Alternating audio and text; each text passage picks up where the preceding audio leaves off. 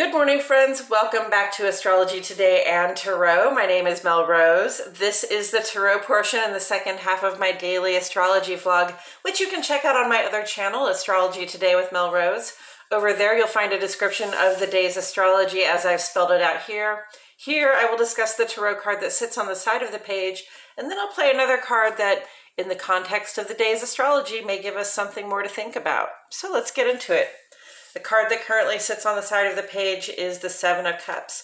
And it is here because it correlates in astrology to the last 10 days or the third decan of the sun's transit here in the land of Scorpio.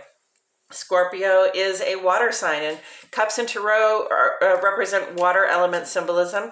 And water element symbolism is very much about our feelings, our emotions, our intuitions, what sort of certain knowing comes up, what questions come up, what impressions we get, and even like the physical sensations that come with those feelings. We have to pay attention to what we're feeling because that is information about what we need in order to move forward, okay?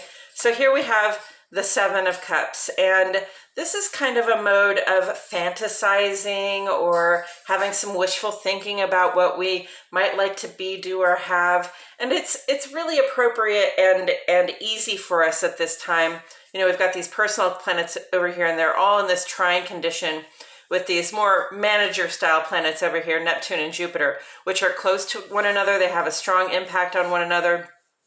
And basically they're saying, you know, it's a good idea to be dreaming about what it is that you would like to be, do, and have, okay? Dreaming about that bigger idea of what you'd like to be and do and have. It's okay to fantasize about the riches you desire, the fame you desire, the travel abroad you'd like to be doing, the bigger business you'd like to be doing, the higher education, or just like knowing more about yourself, your life, the world, a certain topic, any topic at all, right? The broader education that we seek and the broader sense of experience we seek in the world. And, you know, it's really a good thing to fantasize. It's really a good thing to have a good idea about, you know, what your ideal circumstances would be. Like, you know, sort of if I ruled the world, or, you know, when I complete my version of global domination, what kind of home will I live in? What kind of vehicle will I drive? You know, what kind of company will I keep? What kind of things would I like to be able to share with other people? It's a great thing to have those things in mind, even if it is not in your present reality. It can be in your future reality. If it's something that you can think of, if it's something, as Muhammad Ali would say, if you can conceive it and you can believe it, then you can achieve it. So first, conceive of it, okay? Think it up. Think of the wildest, most outlandish dream you could imagine for yourself. And, you know, don't be afraid to just say, yeah, that's the goal. That's where I'm headed. So, you know, with this imagining what could be for ourselves, you know, the sort of pie in the sky, you know, comes always the danger that we might suffer from some illusions, that we might delude ourselves about, you know, what comes with those achievements that we wish to unlock, right? So usually as the result of gaining some precious freedom, there is an added responsibility we have to take on. And usually in the interest of gaining some, you know, sort of wealth, fame, glory, there is also some burden that we will have to carry with that. It's not all gonna always be just positive, right?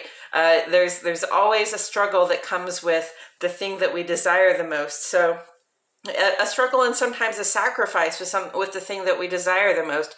So just be aware that, you know, whatever it is that you're fantasizing about, whatever ideal circumstances you're dreaming up for yourself in your life, that doesn't mean that it will be without sacrifice or struggle to get there, okay? And that there will be unknowns. There simply will be unknowns. And with that said, I'm going to go ahead and turn this over. Oh, we got the Queen of Swords. Now, I like the Queen of Swords myself. She gets kind of a bad reputation because, you know, she has a bit of a sharp tongue. She can be a little bit impatient, especially with people who don't listen well, okay? But I love this. You see that she wields a sword, and this is the sword of truth. Okay, so we understand that the sword of truth cuts both ways. We can use it to help and we can use it to do harm. All right, so it kind of depends, because the queen is a ruler, right? She has mastery of intellect and wit. It's important that we approach this person with respect. And I'm saying this person because, to me, the Queen of Swords often represents a person that you would go to for wisdom, a person you would go to for counsel about your intellectual endeavors or about things that you are confused about, right?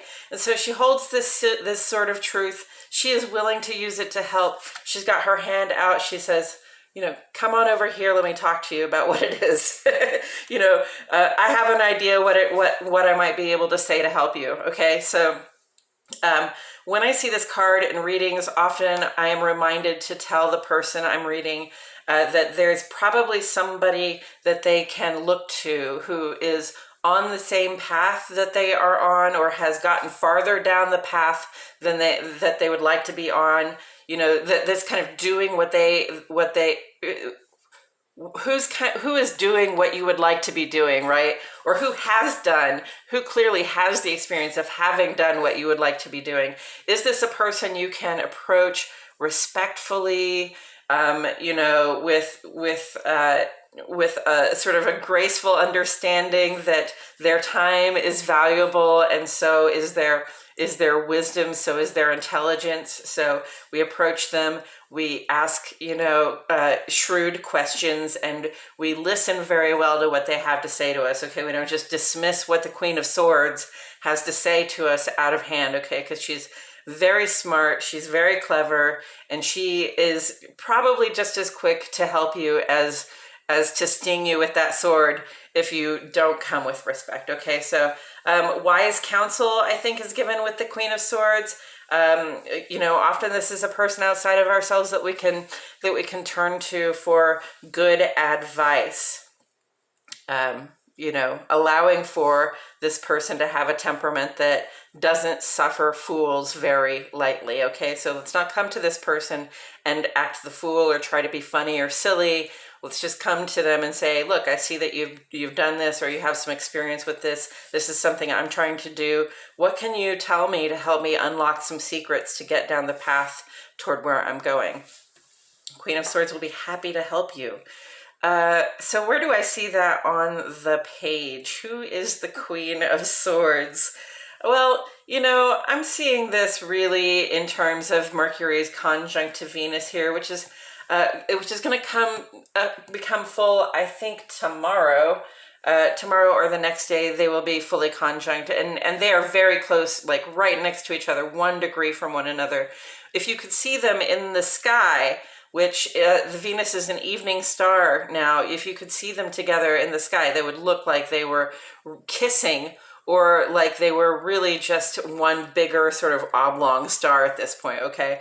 So I say Venus and Mercury conjunct because Mercury is very much about the intellect, how we use our thoughts, our plans, our words, and Venus is very much about sort of receiving what it is that we need in order to feel good about what we give. And that's the Queen of Swords, okay? Like I said, we want to be respectful in approaching this person. And it doesn't have to be a specific gender of a person.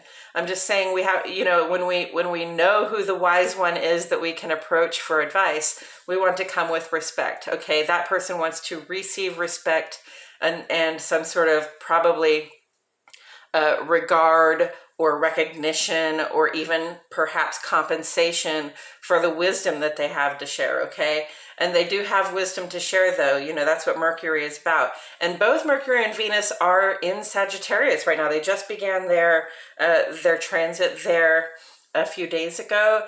And so, in Sagittarius, our hearts and our minds now are more adventurous. They're more thinking about expansive opportunities, those bigger ideas of what we can be, do, and have. They're more thinking about getting that higher education, or that broader feeling of being educated and knowing what we need to know. They're more open to new ideas, new approaches, new sort of ways of getting to that expanded idea of what we can be doing and have. And you can see Mercury and Venus conjunct. Sun is still technically conjunct to them as well, but I don't talk about that very much because Sun is still on the Scorpio side, and these other two have already come over to the Sagittarius side. But all of these personal life planets, this is very much about our personal self, okay, are in these trine capacities, these really easy, highly functioning, almost blessed capacities with our ability to dream up those bigger ideas that we have for ourselves. And when we have that bigger idea for ourselves, we come to this person and they're gonna, they're gonna challenge you a little bit in Sagittarius. They're gonna say, yes, there is more you need to know, and there's an experience you need to have, and here's how to go and get that experience. Here's how to get that education.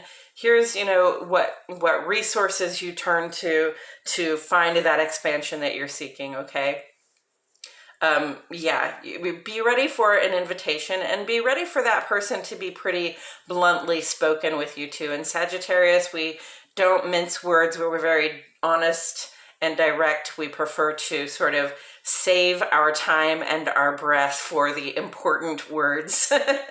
Okay, because otherwise, our minds are really set on our personal growth and expansion. Okay, let's put these two together. We have the Seven of Cups and the Queen of Swords. So, one thing you could talk to the Queen of Swords about, whether that is the Queen of Swords in your heart or the Queen of Swords in a tarot deck or an actual person in your life that you can approach and ask for intelligent advice. One thing that, we can ask of that person is, what is realistic and what is not realistic about the expansive goals we are setting for ourselves, right? This person will be happy to tell you, yes, it's realistic to think that you can do this in this amount of time, but it's not realistic to think that you can do all of this in this amount of time, unless you unless you've got a PhD sitting in your back pocket or something like that. And she will speak to you very bluntly in that way. But when we are discovering all of our options, and we are we can be sort of boggled by all of the fantasies and the dreams and the ideal circumstances that we have sort of coming our way, as intuitive and feeling information. The Queen of Swords can tell us how to be discerning about which of those possibilities are actual opportunities, which of those possibilities are actual, realistic ways for us to get down the path we're trying to get down. So seek wise counsel, friends. Seek wise counsel. And when you seek wise counsel, please be respectful. And when you seek wise counsel, please listen to what that person tells you, okay? All right, that's all I have to say about it. Thank you so much for joining me today. I truly appreciate your presence. My name is Mel Rose, and I'll see you back here tomorrow for more Astrology Today and Tarot.